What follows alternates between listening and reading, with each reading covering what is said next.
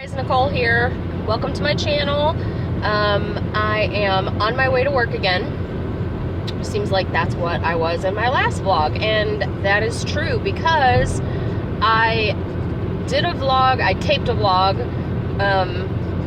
the day that yesterday after I got home from work, kind of recapping my night and going over some things, and deleted it. Yay me. So yeah, that happened. So now I'm on my way to work again, and I feel bad that I deleted that because I was tired and I can't remember all the things I covered. But one of the things I know I had talked about was when you have a new nurse. So I'm a new nurse at this place, of course. I just started this job, and for all of the nurses who may stumble across this, when you have a new nurse coming into your establishment, remember that they don't know all of the things that you already know, just like you didn't know it when you first started. The preceptor that I had didn't even want to be a preceptor. She did not want to introduce me to any of the policies or anything. She was very much against having to have somebody train with her. And unfortunately, that causes tension, and it makes it hard for a new nurse on the floor to really embrace the position.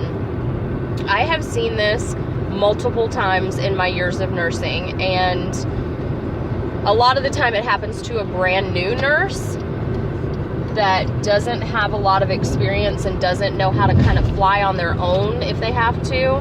Luckily, I'm a seasoned nurse in nursing, and I trust my nursing judgment, and so I was able to grab the cart and just run because the person was not interested in helping with any of it. The night ended up okay.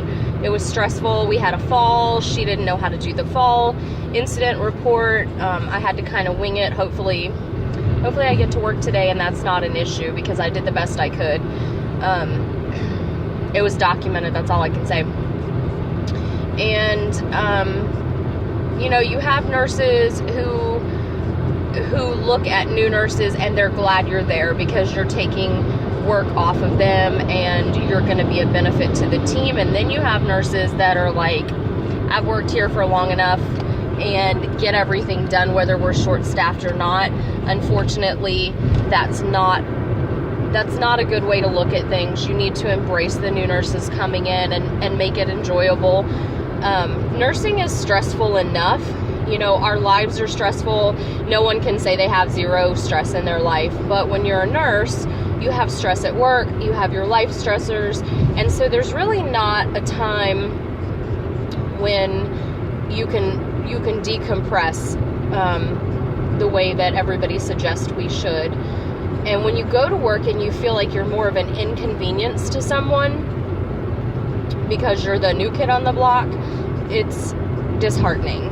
So tonight I'm going to go in with a good attitude. I don't know who I'm going to be with tonight as far as who's going to be training me. Oh, that light's kind of pretty coming in from behind like that. That's the one thing about this hour-long drive. I get bright sunshine and then dusky looking, and then by the time I get to work, it's dark.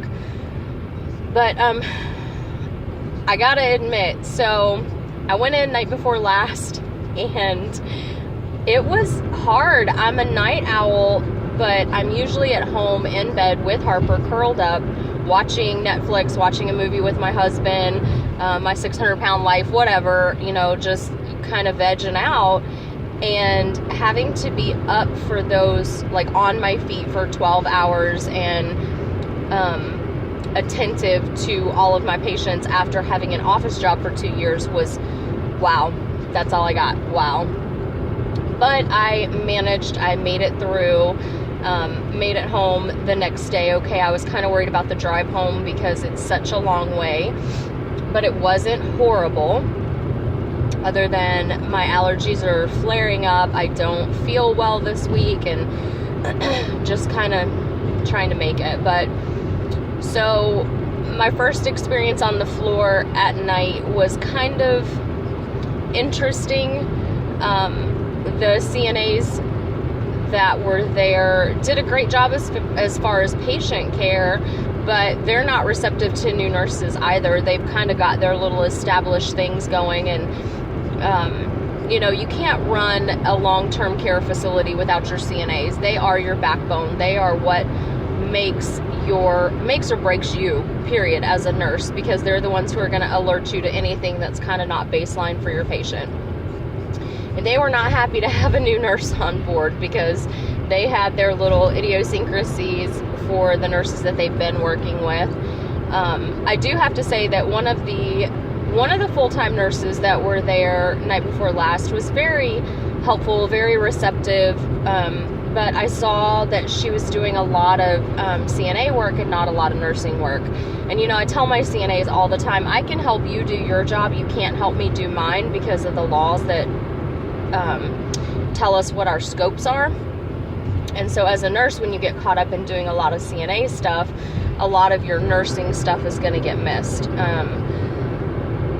I also have been spoiled. I do remember talking about this in my deleted vlog. The establishment that I came from, they had a wound care nurse who that was her specialty. Sorry about that lighting again. We're going to catch that on all my vlogs, I feel. So she would come in, and her and the doctor would create the treatments. And when I did work the floor, I had the MDS position, so I was in the office all the time. And when I did end up on the floor, I just followed the orders that were in the treatment book. Now, night before last, when I was doing treatments, I went to one particular person's treatment order, and it said apply XYZ to affected area. Where's the affected area? I have a hard time with orders being written like that because they are not they're not new nurse friendly, because a new nurse coming in is not going to know where the affected area is. Not to mention, it's not complete should state walk in. If state walks in and sees an order that says apply whatever to affected area, their question is going to be to the nurse, how do you know what the affected area is? And if you're relying on getting that information in report, that's not, it shouldn't be like that. The order should say apply whatever to left inner thigh, whatever the affected area would be. It should say in the order. And so I was reading through the treatment. A lot of them were like that, and I was kind of blown away because this is not a new place. And so I was really put off by that, because at 2 o'clock in the morning, when you think you're going to go in and change a dressing, you're going in and having to wake these people up and do a complete head to toe on them. And that's not fair to them either, when it could just be, and one of the nurses was like, well, just ask them. I have a lot of demented patients. And so when you ask, hey, where have they been putting this cream? They might say one place, and that's not at all where the cream goes. So I wanted to talk to them about that when I got there today.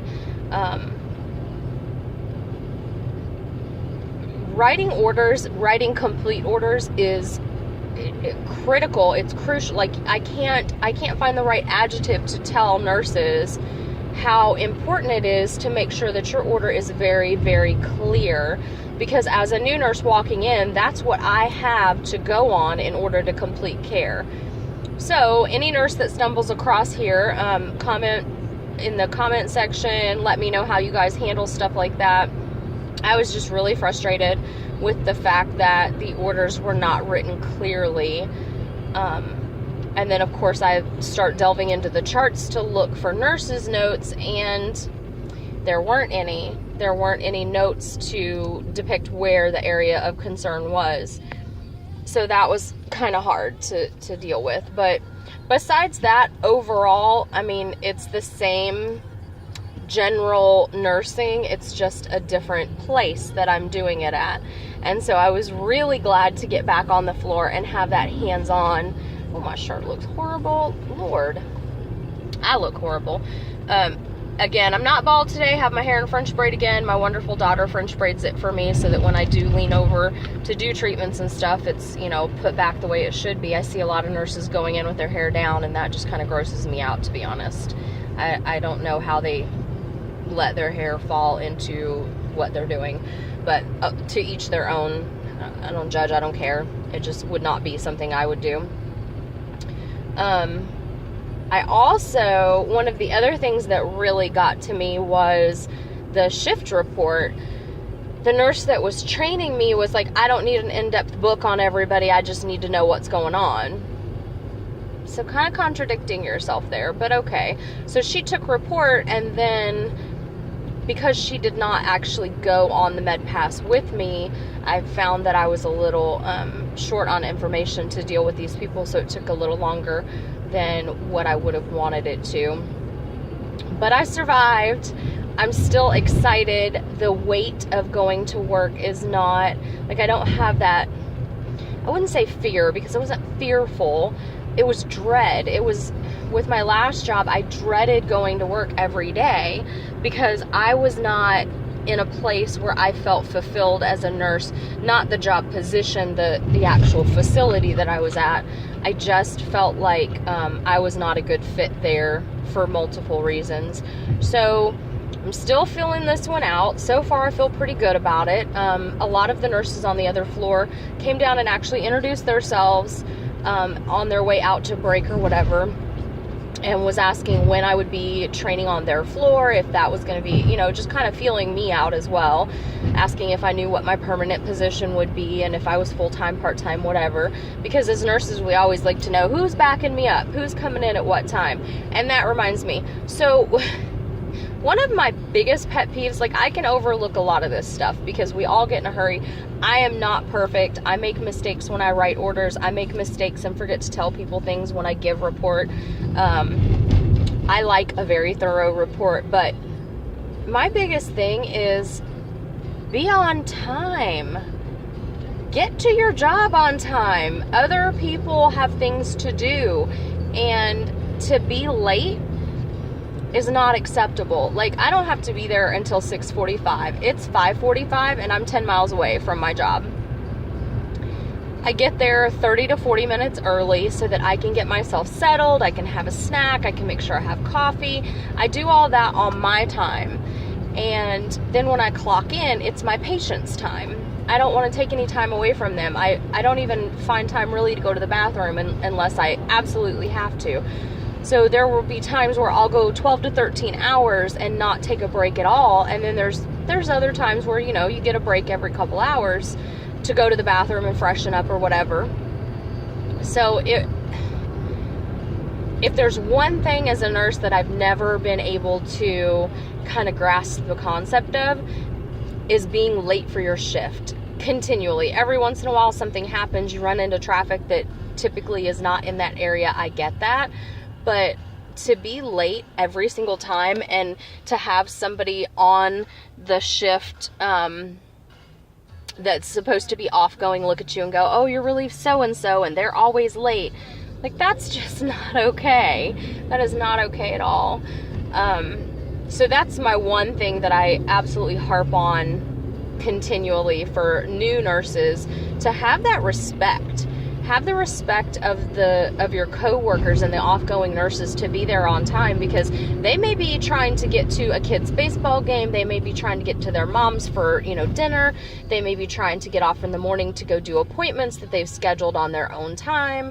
So that's something that really bothers me. But like I said, I made it through the first night. I am so upset with myself that I deleted the vlog I did yesterday during the day after I had gotten off.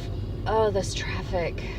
I'm glad that I am perpetually early, because this is literally bumper to bumper crazy, crazy traffic right now. I haven't seen this many red lights since the last time I tried to go to a football game. This is crazy. But, so yeah, that's the gist of it, and I'm almost there now. A couple more roads and I'll be there. And then I will pick up a little later and vlog some more. So you guys enjoy the rest of your day. Peace and palm love.